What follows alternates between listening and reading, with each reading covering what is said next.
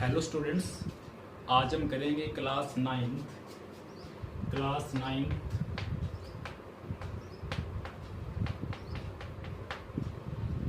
ठीक है, इसका चैप्टर है मोशन।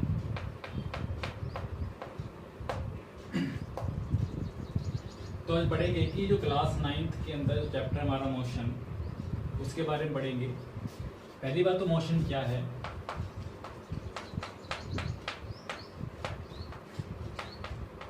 देखिए, फिजिक्स के अंदर एक ब्रांच होती है जिसका बोलते हैं मैकेनिक्स।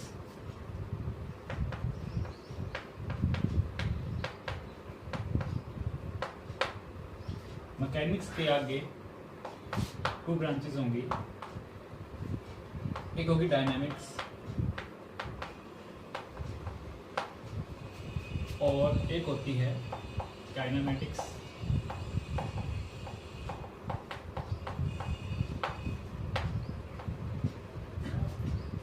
तो मोशन की जब हम स्टडी करेंगे, इसका मतलब ये है कि कोई बॉडी, कोई ऑब्जेक्ट मूव कर रहा है, उसके पास वेलोसिटी है, तो वो किस में होगा? मोशन के अंदर होगा। ठीक है, अगर कोई बॉडी अपनी पोजीशन टाइम के रिस्पेक्ट में चेंज कर लेती है तो बॉडी किस में होगी? मोशन के अंदर। कि अगर कोई बॉडी अपनी पोजीशन टाइम के रिस्पेक्ट में चेंज नहीं कर सकती, वो बॉडी किस में होगी? रेस्ट में होगी। तो इसके अंदर हम ऐसे ऑब्जेक्ट की स्टडी करेंगे जो किसके अंदर होंगे? मोशन के अंदर। तो इस ब्रांच के अंदर हम ऐसे ऑब्जेक्ट्स की स्टडी करते हैं जो किसके अंदर होते हैं बच्चों? Study of objects which are in motion.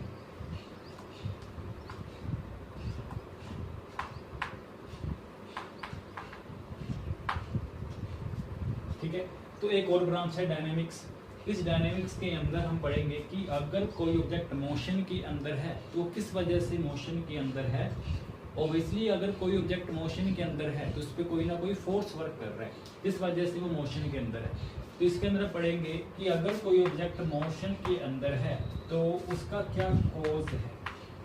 उसके अंदर क्या पढ़ेंगे? Cause of motion. ठीक है, तो ये हो गया हमारा ओवरव्यू कि जो मोशन है वो मैकेनिक्स के अंदर आएगा। मैकेनिक्स फिजिक्स की ब्रांच है, तो मैकेनिक्स के अंदर भी इसको हमने कैटेगराइज किया हुआ है टू फील्ड के अंदर। पहला है डायनेमिक्स। डायनेमिक्स के अंदर हम क्या पढ़ते हैं? Cause of motion. कि अगर कोई बॉडी मोशन के अंदर है तो उसके ऊपर उसके लिए क्या कॉज है, किस वजह से वो मोशन के अंदर है। उसके बाद है काइनेमेटिक्स, जिसके अंदर पढ़ेंगे हम कि अगर कोई ऑब्जेक्ट मोशन के अंदर है तो वो स्टडी किसके अंदर पढ़ते हैं? हम काइनेमेटिक्स के अंदर पढ़ते हैं। तो काइनेमेटिक्स एक ब्रांच है फिजिक्स की, और ये इसकी ब्रांच है किसकी? मैकेनिक्स की। तो kinematics is a branch of mechanics in which we study the objects which are in motion. ठीक है, तो मोशन क्या है? अगर कोई ऑब्जेक्ट अपनी पोजीशन को चेंज कर लेता है विद रिस्पेक्ट टू टाइम, उसको हम क्या बोलेंगे? That object are in motion.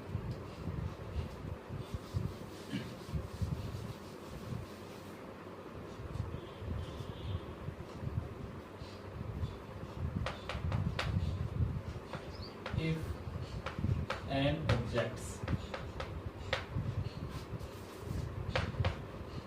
changes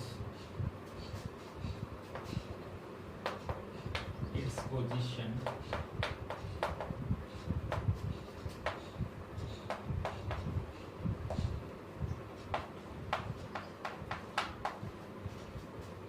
with respect to time is called motion। उसके बाद है बच्चों rest.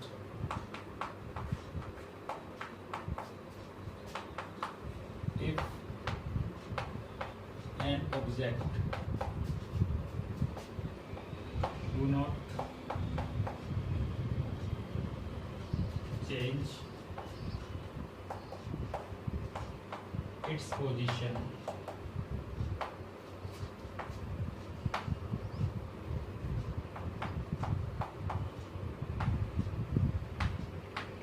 with respect to time is called rest। तो मोशन और रेस्ट की डेफिनेशन होगी कि अगर कोई ऑब्जेक्ट अपनी पोजीशन को टाइम के रिस्पेक्ट में पोजीशन को चेंज कर सकता है तो वो मोशन के अंदर होगा, कि अगर वो ऑब्जेक्ट अपनी पोजीशन को इस पैसेज ऑफ टाइम उसको अपनी पोजीशन को टाइम के रिस्पेक्ट में चेंज नहीं कर सकता तो वो रेस्ट के अंदर होगा। ठीक है, जैसे मोशन के अंदर फैन चल रहा है, मोशन के अंदर है, बर्ड्स फ्लाई कर रहे हैं, मोशन के अंदर है, ब्लड हमारी आर्टरीज के अंदर वेन्स के अंदर फ्लो कर रहा है तो वो भी किसके अंदर है बच्चों, मोशन के अंदर है। अगर मैं अपनी पोजीशन को टाइम के अकॉर्डिंग चेंज कर सकता हूँ तो मैं किस में होऊंगा, मोशन के अंदर होगा। अगर मैं अपनी पोजीशन को चेंज नहीं कर सकता टाइम के रिस्पेक्ट में या फिर अपने सराउंडिंग्स के रिस्पेक्ट में तो मैं किस में होऊंगा, रेस्ट में होऊंगा। तो मोशन और रेस्ट ये दोनों एक दूसरे के रिलेटिव्स भी होते हैं। ठीक है, देखो नेक्स्ट हम पढ़ रहे हैं कि मोशन एंड रेस्ट, ठीक है, आर रिलेटिव्स। ठीक है, ये दोनों रिलेटिव टर्म्स होती हैं आपस में। देखो किस तरह से कि अगर कोई ऑब्जेक्ट रेस्ट के अंदर है तो हो सकता है कि वो दूसरे के अकॉर्डिंग मोशन के अंदर हो। देखो हम इसको एक एग्जांपल से समझते हैं कि मान लीजिए एक ट्रेन है, उस ट्रेन के अंदर आप बैठे हो, आपके सामने एक दूसरा पैसेंजर बैठा है, तो ट्रेन चल रही है, आप देखोगे कि आपके सामने वाले जो पैसेंजर है उसकी पोजीशन आपके पोजीशन के अकॉर्डिंग चेंज नहीं हो रही। इसका मतलब ये है कि वो पैसेंजर आपके अकॉर्डिंग रेस्ट के अंदर, लेकिन ट्रेन चल रही है और उस ट्रेन से बाहर कोई और पर्सन है, वो रुका हुआ है, खड़ा है और वो देख रहा है कि ट्रेन चल रही है और वो आपको ये सोचता है कि आप भी चल रहे हो, मतलब आप किस में हो गए, मोशन के अंदर हो गए, लेकिन पहले आप किस में थे, रेस्ट में। मतलब वो पैसेंजर आपके अकॉर्डिंग तो रेस्ट के अंदर है, लेकिन अगर कोई दूसरा पैसेंजर जो उस ट्रेन से बाहर रुका हुआ है, बाहर खड़ा है और ट्रेन चल रही है, तो वही पैसेंजर उसके अकॉर्डिंग किसके अंदर हो गया, मोशन के अंदर हो गया। इस तरह से रेस्ट और मोशन ये दोनों एक दूसरे के रिलेटिव टर्म्स होती हैं। ठीक है, उसके बाद मोशन कितने टाइप का हो सकता है, मोशन बहुत सारे टाइप का हो सकता है। ठीक है, मोशंस आर वेरी टाइप्स। देखो किस तरह से, तो मोशन अलग अलग टाइप्स का होगा।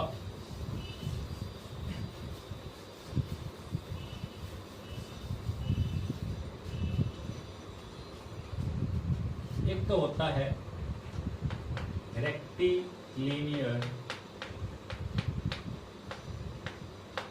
मोशन।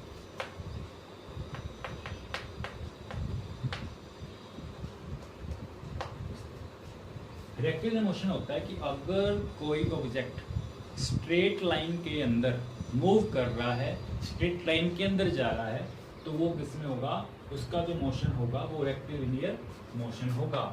इसका मतलब क्या हुआ, motion in a straight line.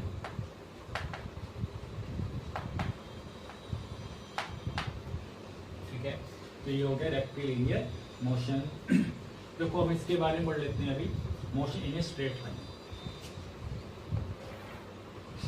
देखिए ये है ओरिजिन, जहां से कोई ऑब्जेक्ट चलना शुरू करेगा, दैट आर ओरिजिन। 5, 10, 15, 20, 25, 30, 35, 40 किलोमीटर। ठीक है, और एक ओरिजिन है, इस ओरिजिन से कोई ऑब्जेक्ट चलता है, पहले वो इस पोजीशन में पहुंचता है और ये वाली पोजीशन है मान लीजिए सी, फिर वो इस पोजीशन में पहुंच जाता है, ये पोजीशन है बी, और कुछ टाइम के बाद वो इस पोजीशन में पहुंच जाता है, ये पोजीशन है ए। देखो यहाँ से कोई पर्सन चलना शुरू करता है, दैट आर ओरिजिन, और वो कहाँ पहुँचता है, इस लाइन पे स्ट्रेट लाइन में ट्रेवल करता है, चलता है, और पहले वो कुछ टाइम के बाद कहाँ पर पहुंचा है, सी पॉइंट पे, फिर उसके कुछ टाइम के बाद बी पॉइंट पे, फिर उसके कुछ टाइम के बाद ए पॉइंट पे। मतलब वो किसमें हो गया, मोशन के अंदर, क्योंकि अपनी पोजीशन को टाइम के रिस्पेक्ट में वो चेंज करता हुआ जा रहा है, तो वो किसमें हो गया, मोशन के अंदर। लेकिन किस लाइन में जा रहा है, एक स्ट्रेट लाइन में। तो इस तरह के मोशन को कौन सा मोशन बोलेंगे, रेक्टिलिनियर मोशन। ठीक है, तो देखो अगर कोई ऑब्जेक्ट ओ से लेकर सी तक जाए तो वो कितना किलोमीटर चलेगा। देखो path follow from O to C, O से लेकर सी तक कितने किलोमीटर, 15 किलोमीटर। अगर वो ओ से सी के थ्रू बी तक पहुंचे, मतलब फ्रॉम ओ टू बी, तो कितने किलोमीटर हो गया, ओ से बी कितना हो गया, 25 किलोमीटर। अगर वो ओ से बी होता हुआ फिर कहाँ पहुंचे, ए पॉइंट पे, तो ओ टू ए कितना हो गया, 40 किलोमीटर। ठीक है, तो वो ओ से ए पॉइंट पे पहुंच रहा है। तो इस पूरे पाथ को, जितना वो पूरा पाथ फॉलो करता हुआ जा रहा है, वो कहाँ पहुंच रहा है, ए पॉइंट पे। तो इस पूरे पाथ को हम क्या बोलते हैं, उसकी डिस्टेंस।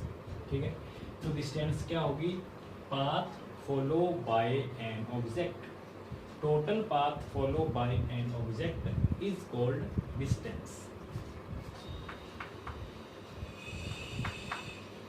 टोटल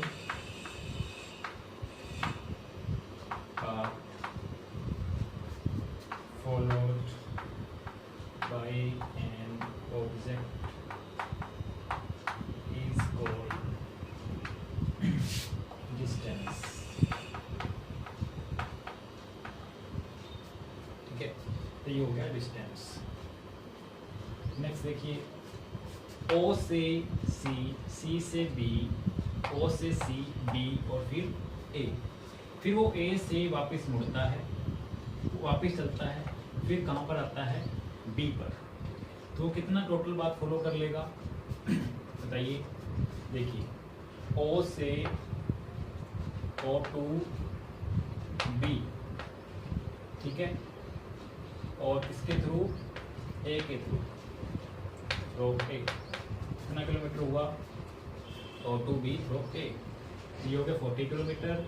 फिर यहाँ से बी, तो ये कितना हो गया, 40 और 25 15, तो 40 प्लस 50 कितना हो गया, 55 किलोमीटर। तो ये भी क्या हुआ, इसका टोटल बात, मतलब वो ऑब्जेक्ट यहाँ से चलकर ए गया, ए से दोबारा बी पर आया, तो उसने कितना किलोमीटर वो चला, 40 प्लस 15 कितना हो गया, 55 किलोमीटर। ठीक है, तो अभी हम क्या पढ़ रहे हैं, डिस्टेंस, 55 किलोमीटर। ठीक है, अब देखिए वो ऑब्जेक्ट ओ टू बी से दोबारा वापस कहाँ पर आया, सी पॉइंट पे। ओ टू सी किसके थ्रू, थ्रू बी, मतलब वो ओ से ए से बी फिर सी, तो कितना डिस्टेंस हो गया उसका, टोटल बात कितना हो गया, ये हो गया 40 प्लस 40, ये हो गया 40 से ये 15 यहाँ पर है, तो 40 माइनस 15 कितना हो गया, 25। ठीक है, तो टोटल कितना हो गया, 65 किलोमीटर। तो मतलब इसका टोटल डिस्टेंस, टोटल पाथ कितना हो गया इसका, 65 किलोमीटर। अगर मैं बोलूँ कि ओ से लेकर सी तक, ओ टू सी कितना डिस्टेंस हुआ, 15 किलोमीटर, ओनली 15 किलोमीटर। देखो ओ से ए से बी, बी से सी, टोटल पाथ कितना हुआ, 65 किलोमीटर। अब वो रुका कहाँ पर है, सी पॉइंट पे। कहाँ से चला था, ओ से, मतलब जो ओ है वो उसकी पोजीशन कौन सी है, इनिशियल पोजीशन या फिर इनिशियल पॉइंट। अब वो कहाँ पर है, सी पॉइंट पे, तो सी कौन सा पॉइंट हो गया उसका, फाइनल पॉइंट। ठीक है। तो देखो टोटल पाथ तो होता है डिस्टेंस। अब ये वाला जो पाथ है जो इनिशियल से लेकर फाइनल पोजीशन तक है, जो डिस्टेंस उसकी इनिशियल से लेकर फाइनल पोजीशन तक है, उसको हम बोलते हैं डिस्प्लेसमेंट। तो इसको बोलेंगे हम शॉर्टेस्ट पाथ। मतलब वो O से A चलकर C पर आया, पहुंचा कहाँ पर, लास्ट में वो कहाँ पर है, C पॉइंट पे। लेकिन O से अगर उसने C पर ही पहुंचना है, तो O से अगर C तक पहुंचना है तो अभी रुका यही है, उस वो पाथ में फॉलो करके C पर ही आ रहा है, और इस पाथ से भी वो कहाँ पे जा रहा है, C पर ही। तो इसलिए O से लेकर C तक का ये जो शॉर्टेस्ट पाथ है, इसे बोलते हैं बच्चों डिस्प्लेसमेंट। और ये टोटल जो पाथ है जो फॉलो कर रहा है, इसे हम क्या बोलते हैं, डिस्टेंस। ठीक है, तो द डिस्टेंस, या फिर बोल सकते हैं the shortest path, shortest path between initial and final position is called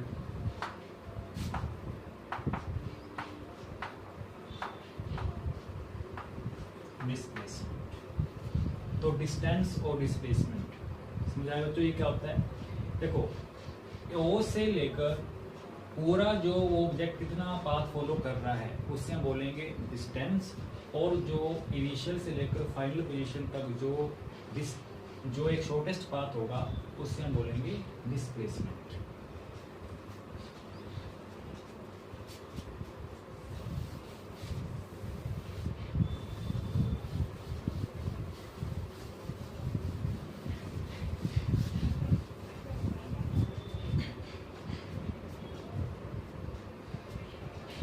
देखिए O point, A point, kilometre, यहाँ पे कितना था 40, यहाँ कितना है 5, 10, 15, 20, 25, 30, और ये हो गया 35, और ये हो गया 40, और ये किलोमीटर के अंदर शो कर रहा है। ठीक है, यहाँ पे उस C पॉइंट था, यहाँ पे लिया था B पॉइंट, और ये हो गया A। ठीक है, तो यहाँ से टोटल कितना हो गया था, वो बॉडी यहाँ पर थी। तो यहाँ से लेकर ये टोटल पाथ डिस्टेंस, और ये वाला इनिशियल, और ये हो गया फाइनल पोजीशन, इसके बीच में ये जो शॉर्टेस्ट पाथ है दैट आर डिस्प्लेसमेंट। अगर वो O से चलकर A आता, फिर A देखो O से चलकर A जाता, A से दोबारा चल के वापस O पर आता, तो टोटल पाथ कितना होता, O to A and A to O। हम क्या कर रहे हैं, टोटल पाथ। तो यहाँ से कितना होगा 40, वापस कितना भी होगा 40, तो ये कितना होगा 80 किलोमीटर। तो 80 किलोमीटर क्या हुआ, डिस्टेंस, मतलब टोटल पाथ डिस्टेंस। अगर वो चल के O से A गया, A से दोबारा O पर ही आ गया, इनिशियल पोजीशन कौन सी हो गई O, फाइनल कौन सी हो गई O, इसलिए इनिशियल भी सेम है, फाइनल भी सेम है, इसका टोटल डिस्प्लेसमेंट कितना हुआ, टोटल डिस्प्लेसमेंट क्या हुआ 0। ठीक है ना, 0 कैसे हो गया, इनिशियल और फाइनल, इनिशियल भी सेम, फाइनल भी सेम, इसके बीच में डिस्टेंस, शॉर्टेस्ट पाथ तो है ही नहीं, इसलिए क्या हुआ डिस्प्लेसमेंट। ठीक है, तो डिस्प्लेसमेंट और डिस्टेंस इसके बीच में ये रिलेशन होता है। एक और चीज देखिए, जो डिस्प्लेसमेंट होती है वो होती है बच्चों स्केलर क्वांटिटी। ठीक है, और सॉरी डिस्टेंस होती है बच्चों स्केलर क्वांटिटी,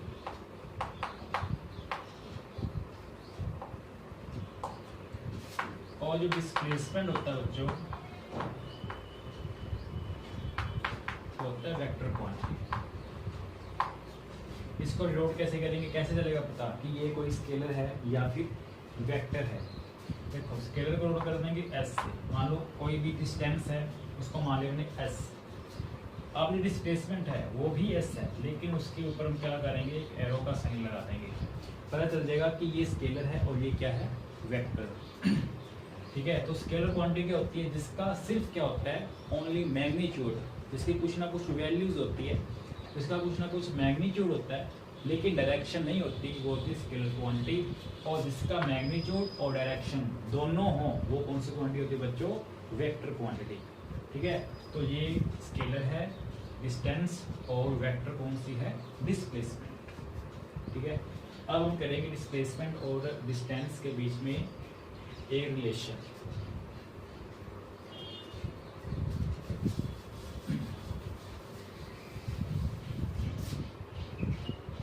यहाँ लिख देते हैं आपका डिस्टेंस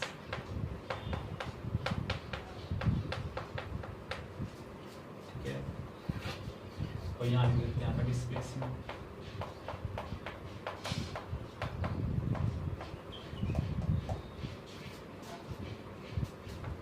डिस्टेंस क्या होगा, total path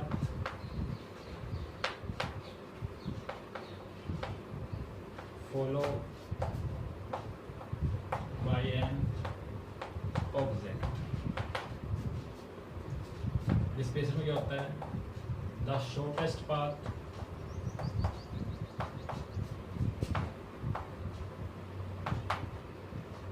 followed by an object.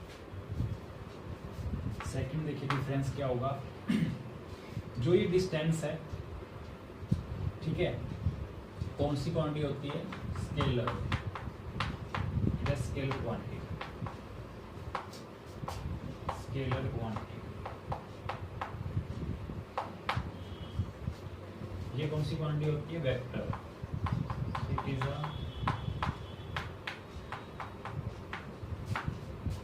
Vector quantity. ठीक है, देखिए scalar quantity, vector quantity, distance कभी भी जीरो नहीं हो सकता, it can never be zero.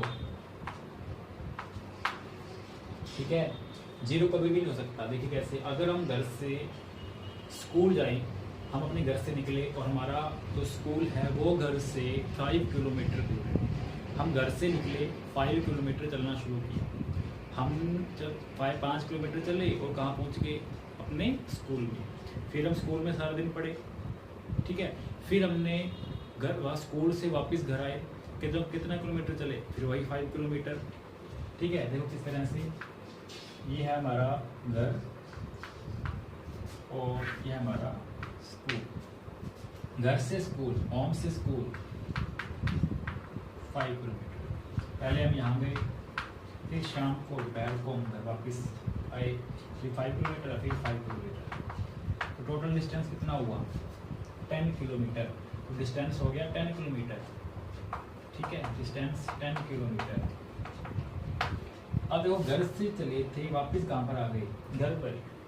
तो टोटल डिस्प्लेसमेंट कितना हुआ, 0, क्योंकि ये इनिशियल डिस्टेंस हमारी यही है, फाइनल भी यही है। ठीक है, तो अगर हम यहाँ से चलना स्टार्ट किया था और थोड़ा चल गए, इसका मतलब हम कुछ ना कुछ तो चले, तो इसलिए हमारा जो डिस्टेंस है, हमारी जो डिस्टेंस है टोटल पाथ, वो कभी भी 0 नहीं हो सकता, लेकिन डिस्प्लेसमेंट 0 हो सकता है। ठीक है, डिस्प्लेसमेंट 0 हो सकता है।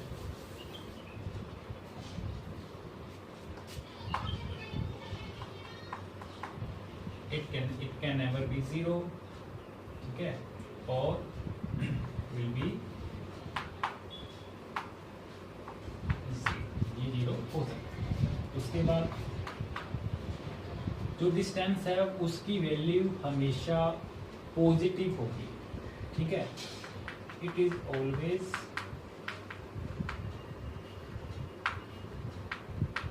पॉजिटिव, ठीक है। और इसकी जो वैल्यू है और मैक्सिमम होगी, मैक्सिमम, ठीक है। और क्या होगी, मैक्सिमम, कभी भी डिस्प्लेसमेंट से कम नहीं हो सकती। जो डिस्प्लेसमेंट है इट मे बी नेगेटिव, ये नेगेटिव हो सकता है, ठीक है। और it's value is always less और इक्वल देन डिस्टेंस, ठीक है। तो हमने ये डिस्प्लेसमेंट और डिस्टेंस के बीच में क्या लिख लिया, रिलेशन, और हमने समझ लिया कि डिस्टेंस क्या है, डिस्प्लेसमेंट क्या है, ठीक है। और हमने ये पढ़ लिया डिस्टेंस और डिस्प्लेसमेंट के बीच में डिफरेंस को भी स्टडी कर लिया। तो अभी तो हमने ये पढ़ा डिस्टेंस और डिस्प्लेसमेंट क्या है, ठीक है। तो मोशन के बारे में पढ़ा और रेस्ट के बारे में पढ़ा कि मोशन की डेफिनेशन क्या है, रेस्ट की डेफिनेशन क्या है, ठीक है। डिस्टेंस और डिस्प्लेसमेंट के बारे में पढ़ लिया। तो उसके बाद हम पढ़ेंगे मोशन, यूनिफॉर्म मोशन और नॉन यूनिफॉर्म मोशन, ये क्या होता है, ठीक है। और आगे हम पढ़ेंगे इसके बेस पे जो न्यूमेरिकल्स है उसको भी पढ़ेंगे, उसको भी स्टडी करेंगे, न्यूमेरिकल सोल्व करेंगे। और धीरे धीरे ग्राफ के बारे में स्टडी करेंगे कि ग्राफ को देख के हम कैसे पता कर सकते हैं कि कोई बॉडी कहाँ पर है, उसकी पोजीशन क्या है, ठीक है। तो आज के लिए इतना ही। नेक्स्ट क्लास के अंदर हम नॉन यूनिफॉर्म, यूनिफॉर्म मोशन, उसके बारे में पढ़ेंगे। So thank you.